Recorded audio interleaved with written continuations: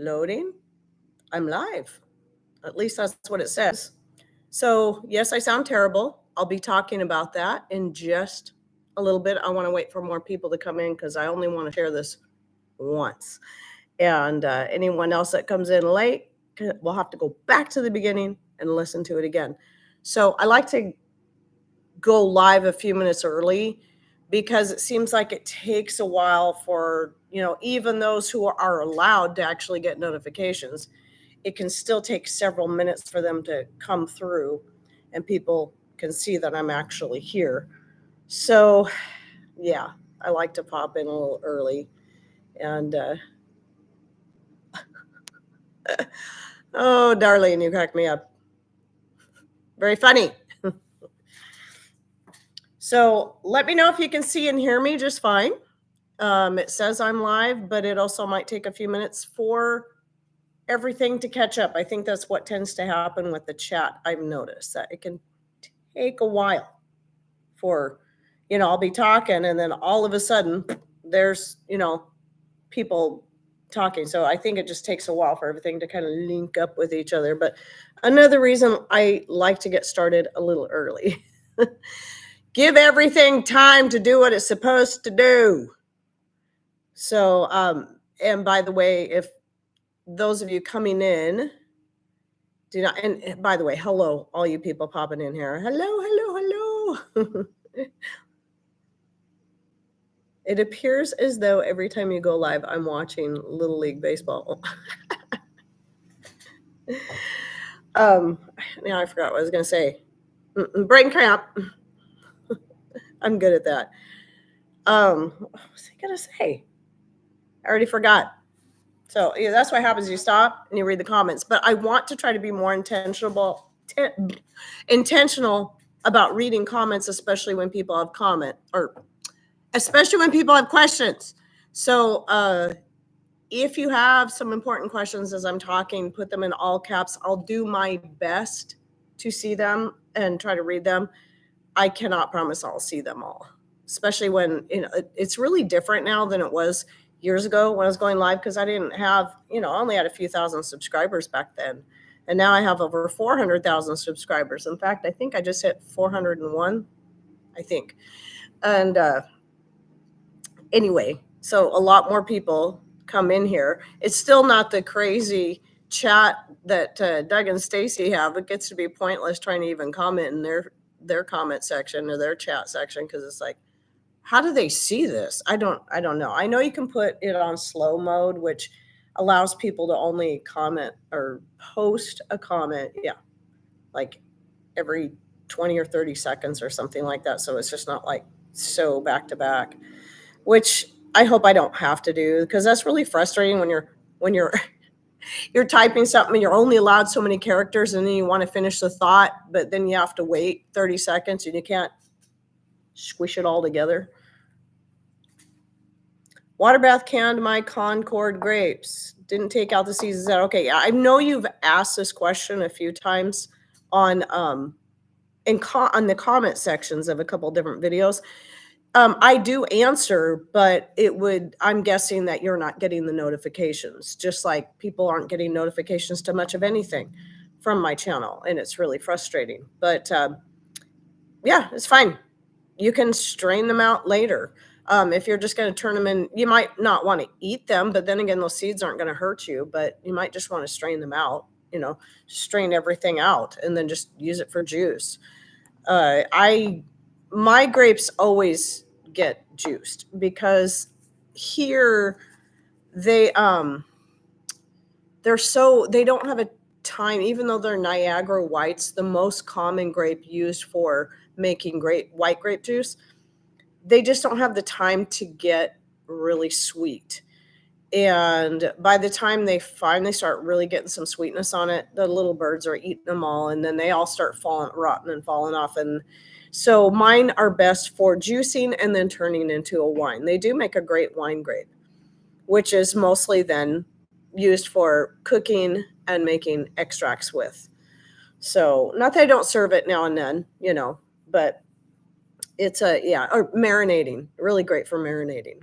So yeah, in fact, I just started another gallon of wine because I finally used up one of my other gallons. I try to only have so many gallons on hand at a time, but it can take me so long to work through it that finally used it up, getting a couple more extracts started. And I'll talk about that in a bit too. I'm at least waiting to 12 to get into the to get into the things I really want to make sure people hear, because those who are, oh, she's starting at 12, of course, people can always go back it up, watch from the start, because you're going to have to anyway if you want to find out why I sound the way I do. And yeah, so yes, thank you, Trina. Those thumbs up help, especially with what they've been doing to me for the past 9-10 months now. It's crazy. I have like 100,000 subscribers more than I did then, and I'm still getting less and less views, which also equals less and less revenue, which means I'm getting paid less for the hours and hours of time that goes into doing this. But whatever, I still enjoy doing it, and I'll keep doing it as long as they allow me and don't just shut me down for good. So we'll see. They just don't like me anymore. They don't like me anymore because I spoke out against them. You can't speak out against them. They're really tender. They get really hurt. So they take it out in many different ways. They're very sneaky about it. And I had somebody ask me one time, why don't they just shut down your channel? Well, that'd be too obvious. And then people would really be mad. So we'll just go about it the sneaky way. We'll hide. We'll stop sending notifications to people who even signed up for notifications. We'll stop allowing the videos to show up in not just the home feed. Some people make the mistake of going to their home page, and that doesn't show you, that will show you all kinds of different stuff. It might show you some uploads, recent uploads from, those that you're subscribed to.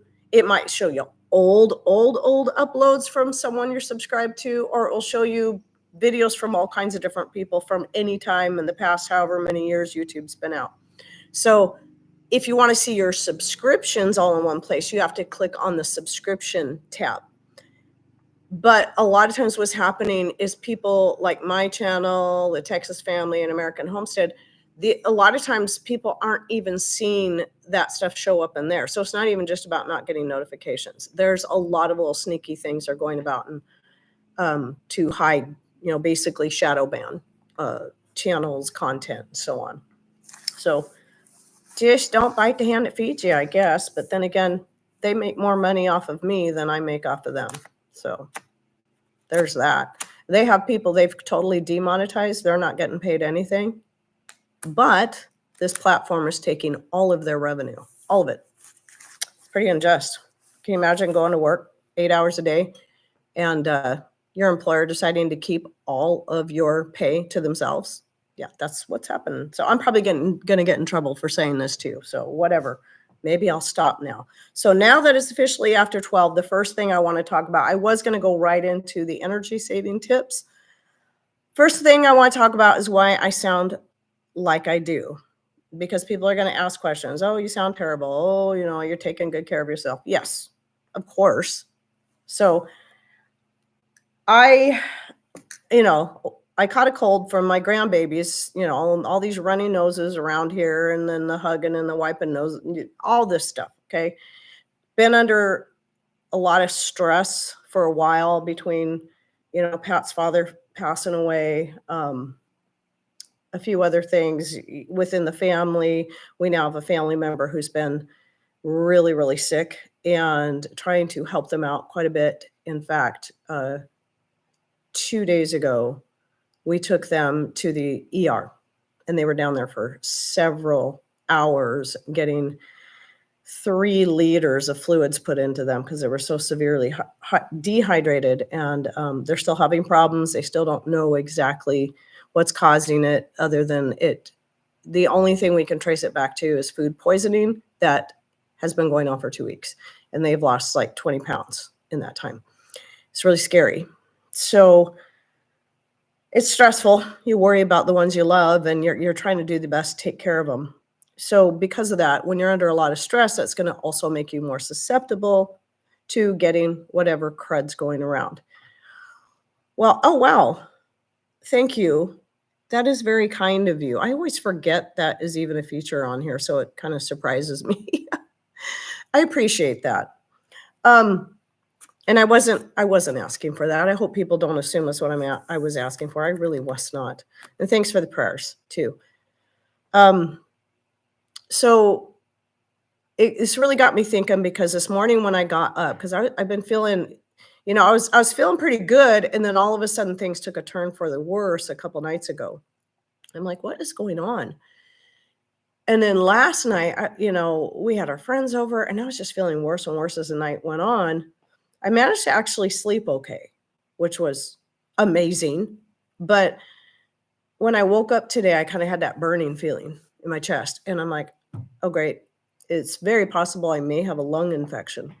Well, the reason I want to bring this up is a couple of reasons. I'm going to share a lot of all the natural things I'm throwing at it. So, I know everybody's got their ideas, and it's all going to be about what's best for you, what is available to you, and so on and so forth. So I'll share that. But the first thing I want to touch on that I think is really, really important that I finally just thought of, because this isn't the first time I've had something settle in my chest in this way, in the lungs, in more recent years.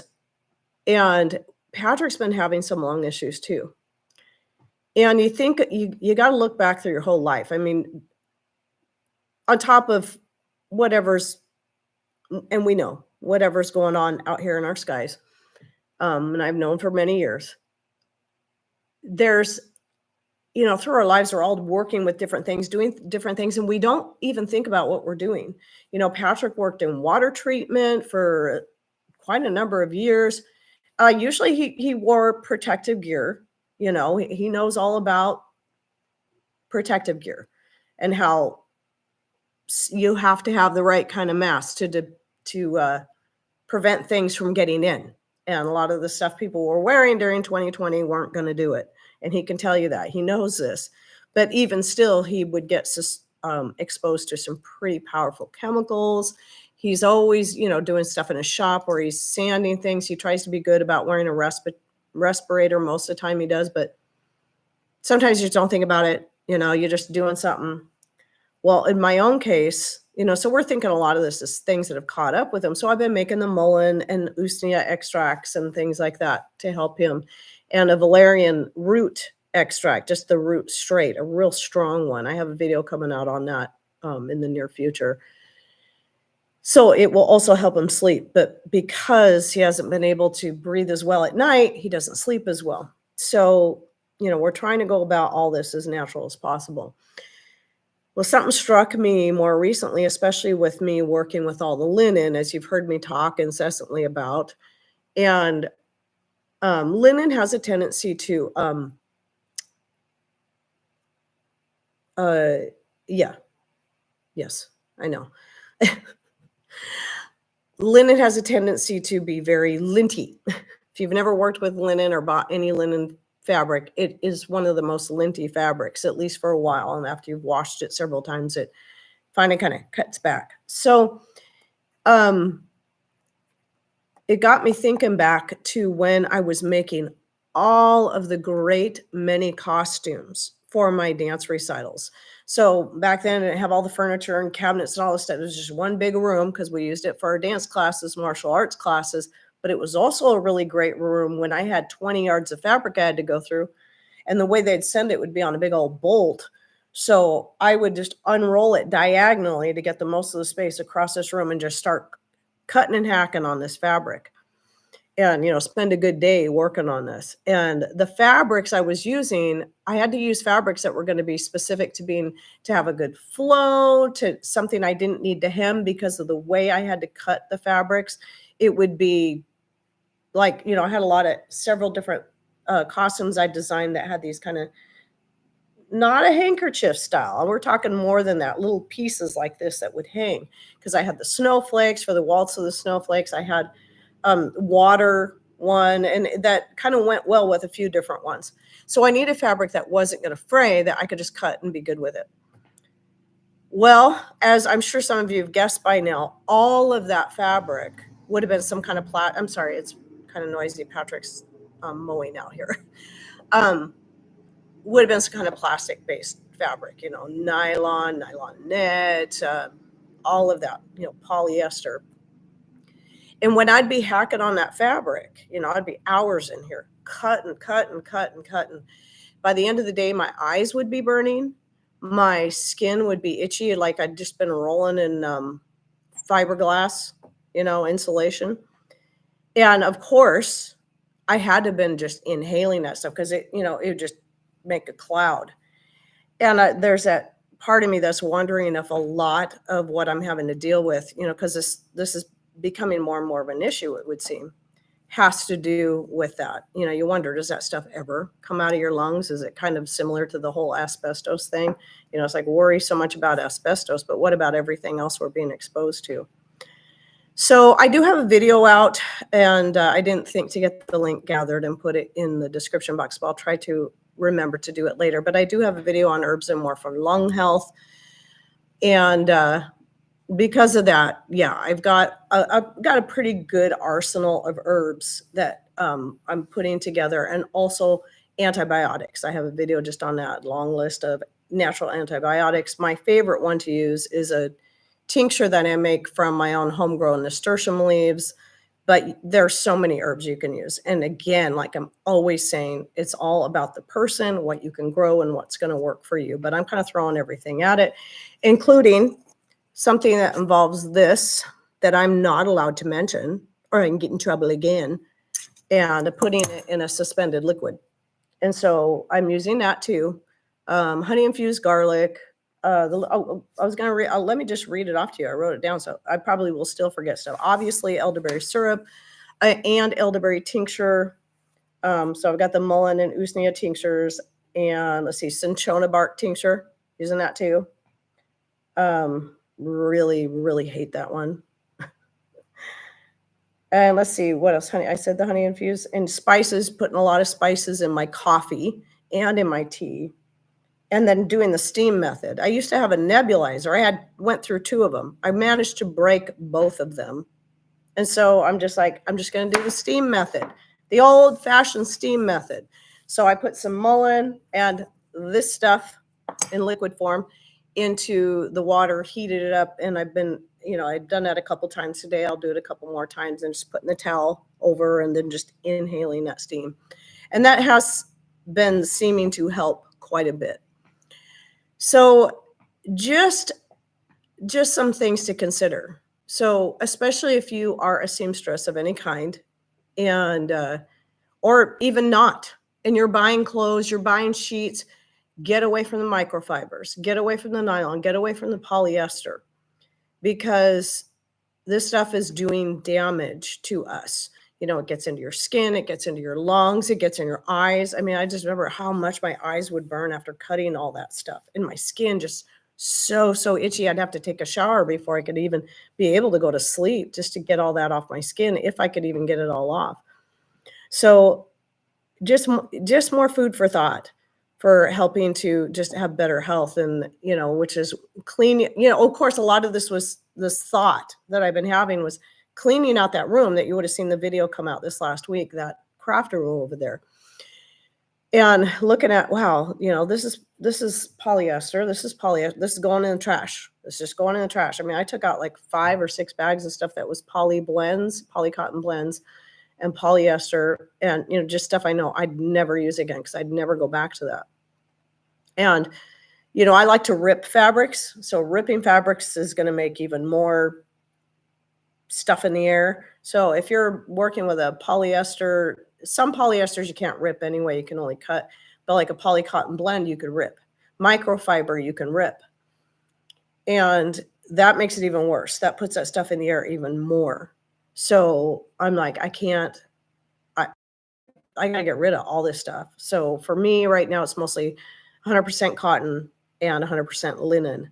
And, and then wool. I do have some wool things. Wool is great, if it's 100% wool. But unfortunately, socks, that's a hard one to find in 100% linen or wool, because they're always going to have, in other under things, they're always going to have some kind of spandex or something. And, it's nice because of the hold and the stretch it allows and brings it back to shape. But I know there's got to be better ways to get around some of that. So let me see if there's any important comments. Yeah, tea from Comfrey. Yep. Oh, and this stuff that I'm using, I'm using it in a couple different forms. I also have it in a spray form that has a little bit of peppermint oil in it. I just spray it at the back of my throat. Yeah, that, and then the echinacea, or echinacea. Well, actually, it is echinacea and elderberry tincture spray, and I've been spraying that back there too. So I'm throwing everything at it, and I actually feel a lot better now than I did this morning when I finally decided I think this could be a lung infection. I mean, I don't have that burning feeling anymore. I've already taken a couple doses of my homemade antibiotic extract, and then I actually have nasturtiums growing right now, so I could go out there and just keep eating a bunch of leaves. I don't have any seeds yet because everything out, since it just self-seeded it, all my nasturtiums are way behind. It's only what came up from its own, since I didn't put in a garden this year. So anyway, let's see. Let's go ahead and talk about what the main topic was, and that is I was going to go over the energy saving tips. Now, tomorrow's video, my this and that video, I talk a little bit of this too, but that video, now I have to shoot that video, the Monday video, on Wednesdays. The schedule has all changed because now Wednesday's my day that I'm free. Wednesdays and Sundays are the only 2 days in the week that I don't have grandbabies here. It was Thursdays and Sundays.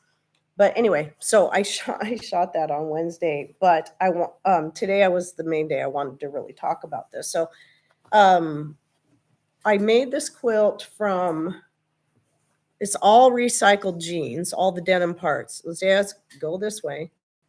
And you can see, where's that one I just saw? Right here is a pocket, a front pocket. There's back pockets.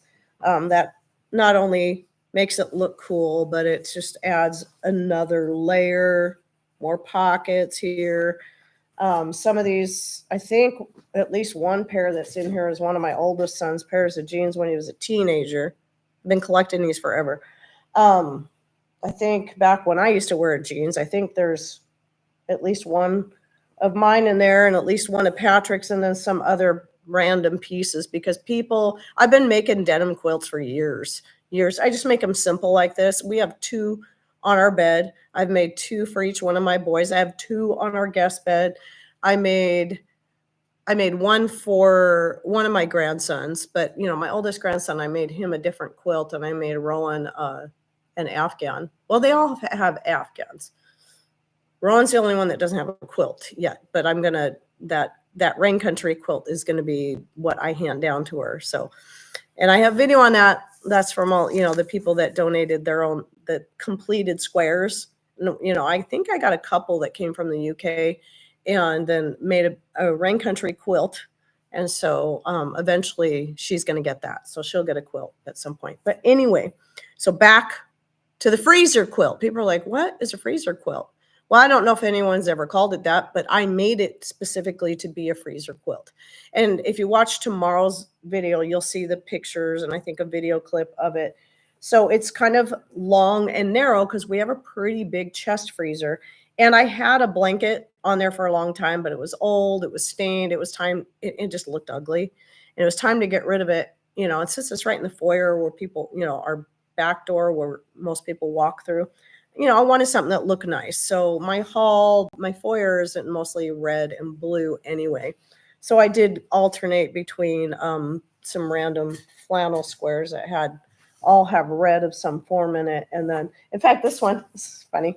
This one right here, somebody sent it to me. It was a nightgown that they don't wear anymore, and they knew I could use the fabric for something. I've actually made a few different things. Nightgown. Managed to use that flannel on a few different things.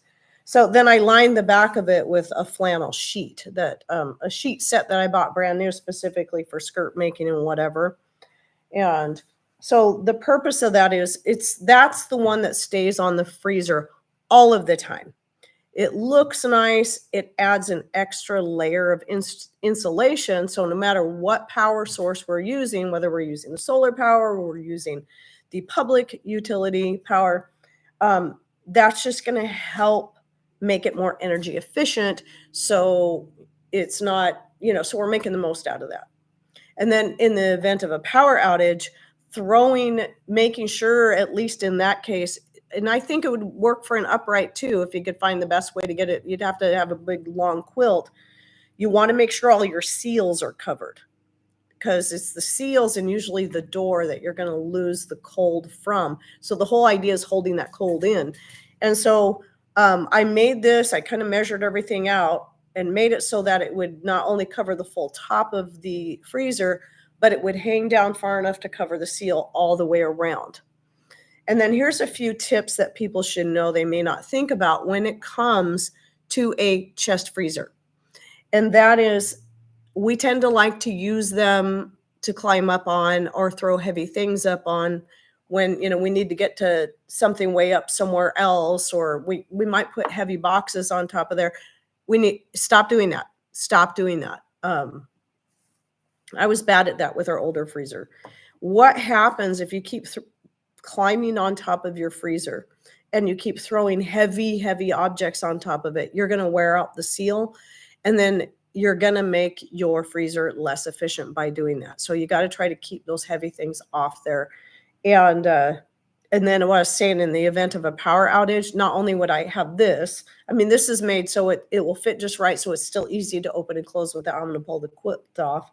But in the event of a power outage, and I don't know if I can depend on our solar power because it's most likely the middle of the winter when we have nothing but clouds and rain, then I throw another blanket on top of the freezer then too, just even more added insulation. And then as far as your freezers go, more tips. And yes, please feel free, if you're not doing it already, to throw your suggestions and tips into the chat here. But making sure that your freezers are full. Now, if you don't have enough food to pack your freezers full, then you need to make sure you have something that you're packing in there. So like in my case, well, it used to be what we do, because I don't buy milk in plastic jugs anymore. I only get cartons. So I'm sure they have their own problem too. But I used to fill up the plastic milk jugs and then with water, and then fill up all the empty spaces. You can do the same thing with plastic juice, soda, whatever it is that you have, and then fill all your empty spaces, because those will freeze. And then in the event of a power outage, that will help things stay cold for a much longer period of time, or stay frozen even. And then obviously just help save energy, because the more airspace you have in your freezer, the more energy it's going to take to keep having to make sure things frozen. Things going to power on more often. So what I do now, because Butcher Box is nice because they send, the ice they send is dry ice, and it just evaporates. And so all you have are these little empty plastic bags. So it's just a matter of throwing those out. But I end up with a lot of those gel packs from Misfits Market and from Azure Standard when I'm ordering any cold stuff. So if I have any space in my freezers, those get tossed in there. And then those work good for, we're going to run out to the property and have a barbecue. Let's pull all the ice packs out of the freezers and, to keep our, the homemade, hamburgers cold, and whatever else we got in there, the homemade mayonnaise and the relish and so on. So, you can make the most out of those by doing that too. Usually what happens is then I end up packing my freezer full of more food, and I have to take a lot of those out and throw them out. But I always have more coming in. Sorry, I'm going to probably cough every so often because of what's going on there. And if you're coming in new and you'd like to know, you got to go back to the beginning, at least about 10 minutes in, to hear my little spiel on what's happening here, because I'm not going to keep explaining it over and over. But I'm feeling good, generally speaking. I think after, if I keep throwing everything at it and then, make sure I get a couple of real good nights sleep, I'll be fine. Let's see. There was something else I wanted to say on the freezer side of it. Let's see. I talked about the idea of keeping the freezer full. What is it made from? Oh, why? What? Oh, I already explained what my quilt was made from. The way I take notes sometimes is like, what on earth am I talking about here? Oh, okay. So on the idea of the quilts. So another old-fashioned technique people would use, they would actually make window quilts for the winter. And I think I did a video a few years ago about, how to save heat in the wintertime. And they'd make these really nice looking quilts for their their windows, and people would have different ways they'd do it. Some people would make it so they could roll up and or however, or work the way a curtain does, where it would just add that layer of installation. Oh my goodness, insulation, and still look really nice. Sometimes even just, I remember one winter I was using, this is back when I was using like microfiber sheets to make curtains because they were cheap and I could just quickly throw them up, but they were thin. And one winter, we don't usually get super, super cold winters here, but excuse me for a minute. Itch, which is always going to be worse because I have nodules on my vocal cords anyway. The more I talk, I already shot 2 videos today, 2. So anyway, that curtain in the at the sliding glass door in our dining room was just not cutting it because we had a really cold winter, which is just, it's not common here. And so you could just feel that cold coming in. And all I did to help hold the heat in the house, and we do have wood heat, we use wood heat, but still, you don't want to have to keep everything opened up and go through all your hard-earned firewood that you had to work to get. So all I did was I found a sheet, like a big king size flat sheet that would fit across that whole door, and just hung it up over the top of the curtains. And that one little thing made a huge difference. Just that. And the sheets are thin. And excuse me again. So that was very helpful. And then I decided, it's time I do something different with the curtains, get something heavier weight so that in the event of another cold snap like this, I can just shut the curtains and it's all good. I'm sorry. I was hoping that I wouldn't start the coughing again during this, which is really a bummer. I was hoping I could make it through. I made it through my 2 videos without coughing. But eventually it's going to catch up to me, especially with the nodules on my vocal cords to top it off.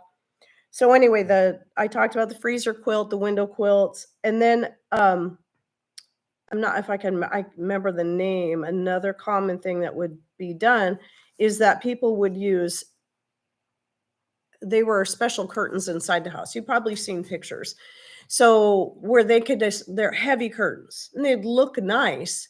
And then they could just block off whole rooms to, instead of heating a whole house, you could just heat one little room, and that would really save on energy that way. And it was a common thing people used to do. I want to say dormier, what, I'm probably saying it wrong. My brain is not working super good today, but yeah, I'm kind of skimming through the comments there. So there's that. And then something I haven't tried, but I've seen a lot of people mention, and I know I mentioned in that video I'm talking about that I did 2 or 3 years ago, I don't know how long ago it was, is just taking bubble wrap, and I guess you can just spray just plain water, okay, nothing crazy, on your windows, and then just stick the bubble wrap right to the windows during the coldest part of the year, and that will add a layer of insulation. And then I know a lot of some other old-fashioned things were simply having shutters. That's what shutters were for too. The outdoor shutters, you could shut them, and that was one of the things those did, was to help insulate everything, keep that cold air from pushing through the windows. And yeah, heavy blankets over doorways with no door. Yep. In fact, I recently replaced the curtains that I had in my living room, and those curtains, they're blackout curtains. They're kind of heavier ones. There were some of the first blackout curtains they were making, so they're double layered. And I got to where I just kind of decided, after several years, that I wanted something different. So I got some new curtains that didn't cost me very much, but they are blackout curtains. And to me, they look a lot nicer, but I kept those other ones that I bought because I know that they would come in handy if I ever need to close off any room to save on heat, or even just to use to, like, this room is so big. If I wanted to, like years ago, we had somebody living in our guest room for a while, and I kind of made a little wall so it could expand her little living area out a little bit and she could have more privacy. Well, I could do something similar with that. So I'm hanging on to those in case I ever need them for any of those purposes. But definitely for the sake of, if it came right down to it, we had a super cold winter and we're really trying to save on our firewood, we could just block off all these rooms on this side of the house. And we actually already have pocket doors. In fact, I have 2 pocket doors right here that go out into the foyer. Then off the foyer is another pocket door that goes into the kitchen where you don't usually see me standing. And so that was something we commonly do anyway. A lot of times in wintertime, we don't worry about heating this side of the house, especially since I don't have dance classes and martial arts classes in here anymore. It's not a big deal, but you might be able to see right there and right there. Those are fans so on the opposite side of this wall is my living room where our wood stove is. And what we do is, and then I have 2 more fans over farther. And so when we redid this whole room and we expanded it out, so everything had to come out. And, we took down 3 walls and then expanded this room to make it twice the size, added that guest room over there, which was initially an office. I go over this in that video I did several years back about I did a tour of the whole room, not just the craft room, but the whole room, so you could see a lot of the changes. Some things are different since, like, we got a different set of like furniture right here, the couch and the recliner, because we got those from his dad. And then we expanded our hallway.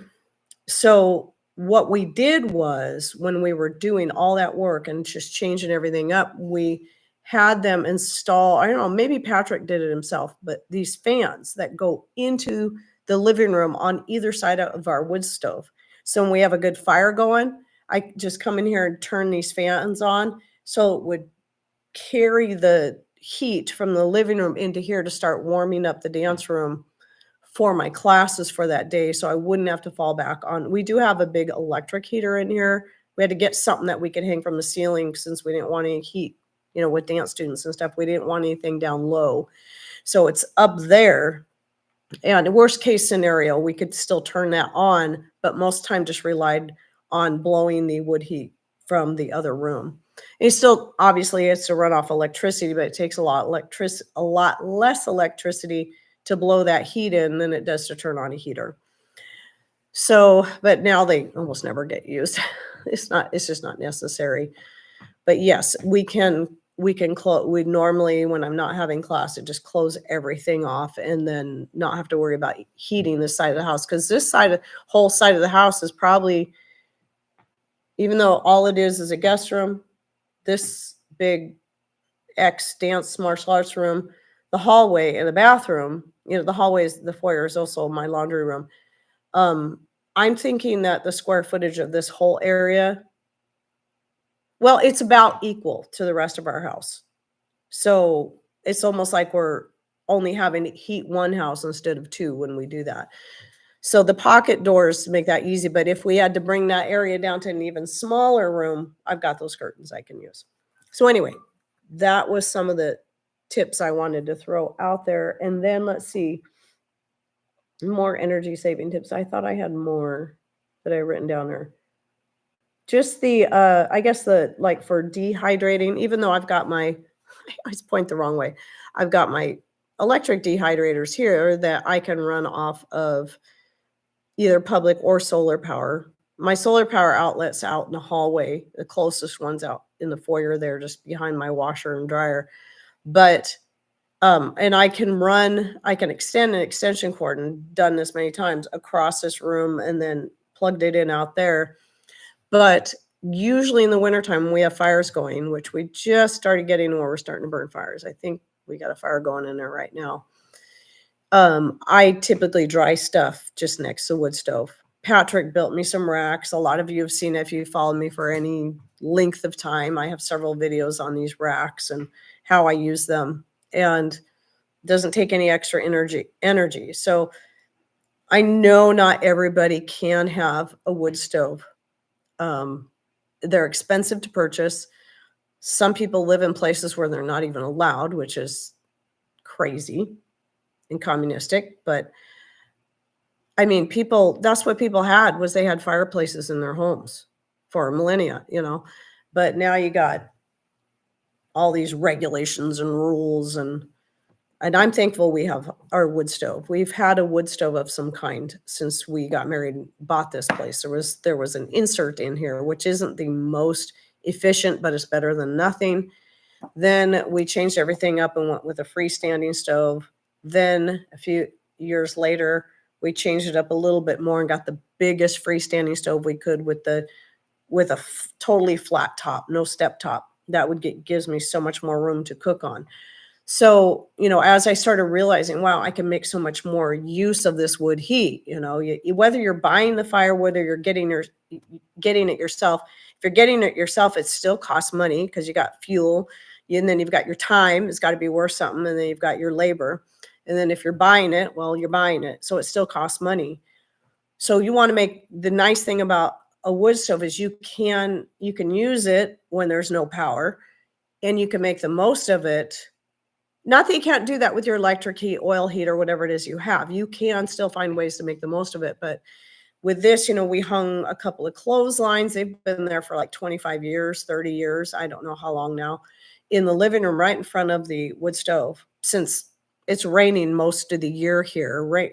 I do have clotheslines outside that I use, but most of the year it's pointless. Oh, hang it out so they could just get rinsed out more by the rain. But yeah, so I utilize it for drying my clothes. I utilize it for drying food, and I utilize it for cooking, keeping a pot of water on at all times so I can use that wash dishes with. Even if there is no power outage, I can still save money by using that instead of relying on the hot water from the tank. That's relying on electricity, public electricity. So, for those of you who are new that may not realize, we do have solar power. We have a pretty good solar setup, but we live in rain country. We live not far from the whole rainforest. We get 120 inches of rain average. That's a low average, and annually, and we can get 160. And so I know a lot of people are like, well, I don't know what that means. Well, one way you can compare is think about how rainy it is in your area, look it up online, and you should get an average. So for example, where I grew up in Wenatchee, which is middle of Washington state, which is incredibly different climate than here. It's almost entirely opposite. Very, very, when you get on the other side of the Cascades, it's very dry, very, very hot summers, 4 seasons, not 1 or 1.5 like we have here. Over here, it's very, very wet. And a lot of people go, oh, yeah, Seattle is really, really wet and rainy. It is pretty wet. But I've lived in that area. I've lived in Wenatchee, and I've lived here. And let me tell you, nothing compares to the rain here. Seattle area gets 40 to 50 inches of rain per year. And you got to consider we get 120 to 160. So huge difference. And a lot of places along the Oregon coast are the same. They get about the same as the Seattle area. So it's very wet. That means we have almost constant cloud cover. So trying to depend solely on solar power you wouldn't be able to do much on solar power out here. You have to have a pretty good setup. We can use it during the winter. We just cannot use it for much. And I try to conserve it because we never know when our power is going to go out, because it goes out all the time around here. I remember a few years back, there was some guy, I finally had to hide him from my channel because he was such a smarty pants and he was really rude. When he started being rude to other people in the comments, that's when I finally hit him, because I'm like, it's bad enough you being rude to me. You start being rude to other people, you're gone. But anyway, he had this attitude like, well, power outages just don't happen. And the American power grid is totally stable. Really? Have you not been paying attention? I mean, hello? If nothing else, I know what it's like living here, and power outages are the norm. In fact, now that generators are far more affordable for most people around here have generators now because they know it's almost stupid not to have one. So, if you want to do anything or try to stay warm or anything. And so, yeah, they're normal, but they're most likely to happen in the winter because we get lots of rain and high winds equals lots of big trees coming down and taking out power lines. There's other reasons the power goes out, but that's usually the number one. And we can usually tell, oh, the lights just flashed. Oh, lights just flashed again. Oh, that third time's a charm. That means the power's going out. So we know, and we're ready. So it happens. It's real life, and we're prepared for that. And that was one of the first things I learned living here, especially after we got married. And I don't even know, you might be able to see it right on this side over here. Might not be in there. It's right next to it's right there, right next to that paper towel dispenser. Very first oil lamp we ever had. It was given to us as a wedding gift. First power outage as a married couple, and I'm like, I am so glad. I mean, I thought it was a neat gift in the first place, but then I realized how nice it was to have that oil lamp. So it's like, I'm getting more of these, and I'm getting more oil for my lamps. Remember the oil, the lamps, the wise? Yeah, that's being wise. Hello. Sorry. More caffeine. Just another reason to be energy. So let me put my glasses on so I can see these better. Energy sustaining as much as you can. Yep. Hi, Constance. You've probably been here for a while.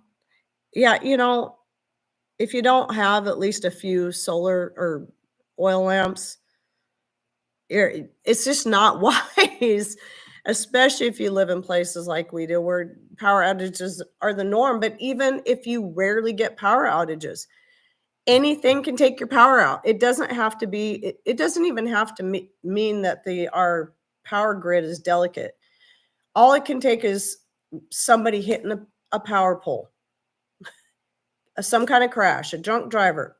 That's happened around here too. Or extreme weather causing a transformer to blow. That's happened around here too. And anything can take it out. And to just think that nothing's ever going to happen is just foolishness. It's just like assuming that nothing's ever going to happen to your water supply. And yet, how many times have you seen, just in the United States alone, people's water supply getting contaminated by some factory upstream or whatever? There's always something happening. Around here, we tend to get main breaks quite a bit. And so then the water has to get shut off. And so then you're without water. But if you're like us and you have a rainwater catchment system, you have water. You still have water. In fact, what was it? Patrick had to fix a leak under the house, which is really crazy because I'm like, I keep hearing something that sounds like water in the bathroom. Patrick couldn't hear it. It was really, really faint. And he went and got his special stethoscope and he's listening, and then he could finally hear it. He goes, I could barely hear that with a stethoscope. How is it you could hear that? I'm like, I don't know. I don't think I have superpower hearing. But now I know why he doesn't hear me. I thought maybe it was just selective hearing, which I'm sure is still part of it. But anyway, so he had to go under the house and fix the leak. And of course, he had to turn the water off. No big deal. I have plenty of jugs of water, rainwater that we filtered, ready to go for whatever I needed it for, wash our hands and so on. In fact, I was helping him wash his hands by pouring the water over his hands over the sink. So it's not crazy to just be ready, and be able to, what? Here's the thing. People want to call you crazy, and yet you're doing the best you can to look out for not just your needs. It'd be one thing if it was you having to live in a cold, dark house. But when you've got family that depends on you, you've got grandkids, you've got babies, it's foolishness. And it is, what does the Bible call it?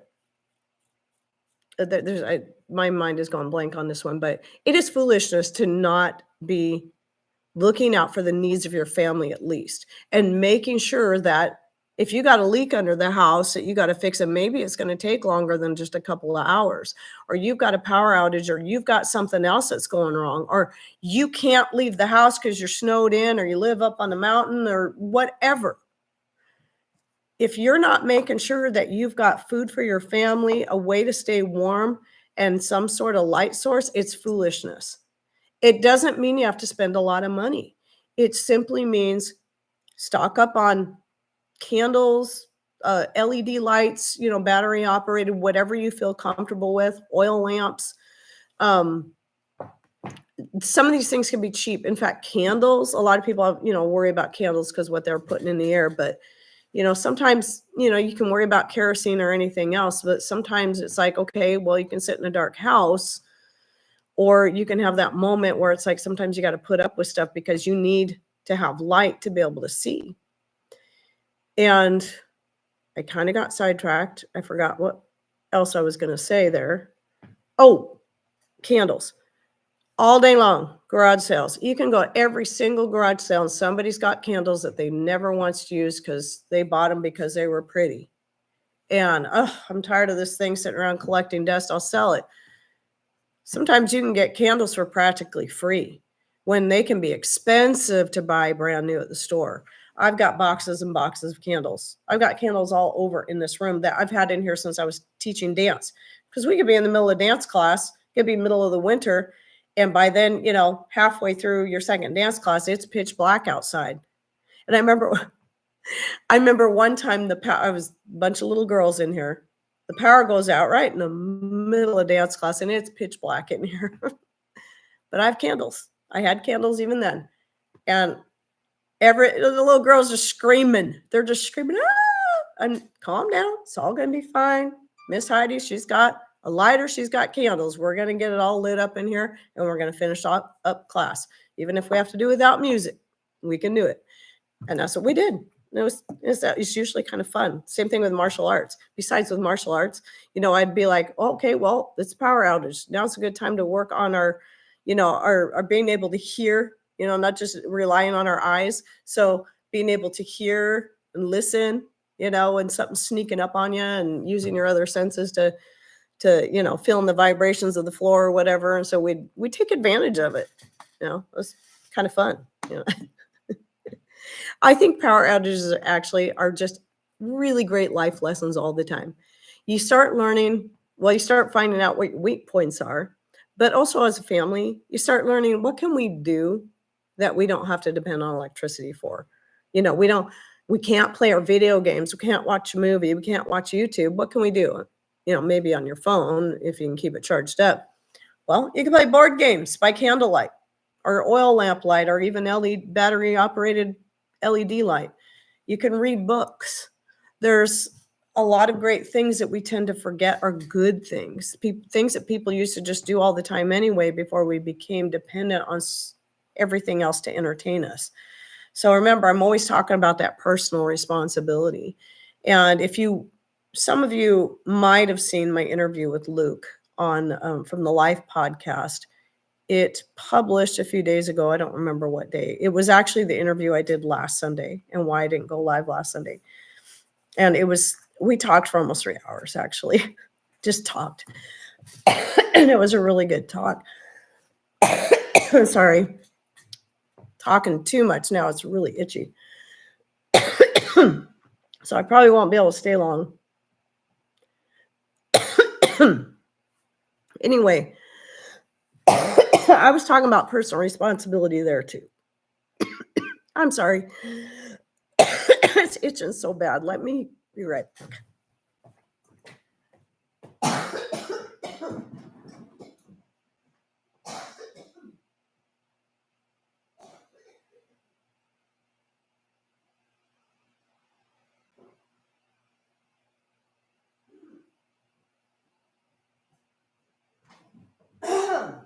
Sorry about that.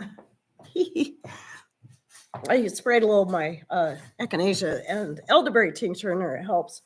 But I can tell my nodules are totally swollen right now. So I won't be able to stay much longer. This is why I usually can't shoot more than 2 or 3 videos a day. I've had these since my 30s. Anyway, so personal responsibility applies to everything. How you read your scripture, how you take care of your family, how you learn to take care of your own health. I say this as I'm coughing my head off. And so much more.